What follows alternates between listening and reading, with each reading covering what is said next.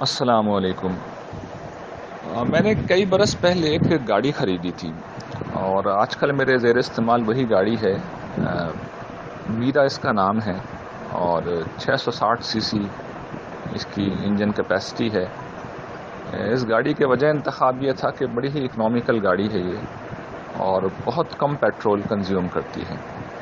اگر آپ کو اسے سادہ اسٹریٹ کسی روڈ پہ چلائیں تو 30 کلومیٹر، بلکہ میں نے 32 کلومیٹر کا بھی اس کا کنزمپشن دیکھا ہے، یعنی اتنا کنزمپشن میرے خیال میں کسی اور گاڑی کا کم ہی ہوتا ہے، اور یہ صرف پیٹرول سے چلتی ہے۔ اس اکنامیکل انجن کا جو راز ہے، ایک تو اس میں کوئی شک نہیں کہ انجن کم طاقت کا ہے، لیکن اس کے ساتھ اس گاڑی کی دوسری خصوصیت یہ ہے کہ یہ بہت ہلکی گاڑی ہے۔ اس میں جو چیزیں انہوں نے کوشش کی ہے لگائیں وہ بہت ہیوی نہ ہو۔ گاڑی کو اگر تیز چلنا ہے اور کم پیٹرول خرچ کرنا ہے تو اس کا ہلکا ہونا بہت ضروری ہوتا ہے۔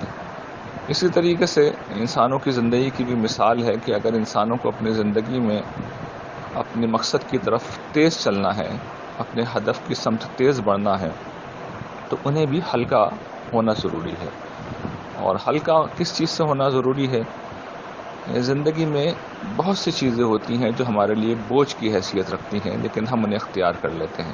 مثال کے طور پر ہمارے دلوں میں دوسروں کے خلاف غصہ ہوتا ہے، نفرت ہوتی ہے، بغض ہوتا ہے، کسی کی بات بری لگ گئی، کسی کی بات پر ہمیں غصہ آ گیا، اب اس کے بعد ہم دل میں ایک روک پال لیتے ہیں، ہم غصہ کرتے ہیں، ہم ناراض ہوتے ہیں، تو یہ چیزیں بہت بڑے بوجھ بن جاتی ہیں، اور کسی بامقصد آدمی کی زندگی میں یہ بوجھ اس کے راستے کو مشکل اور اس کے سفر کو بہت آہستہ کر دیتے ہیں۔ اسی طریقے سے غیر ضروری مصروفیات ہیں۔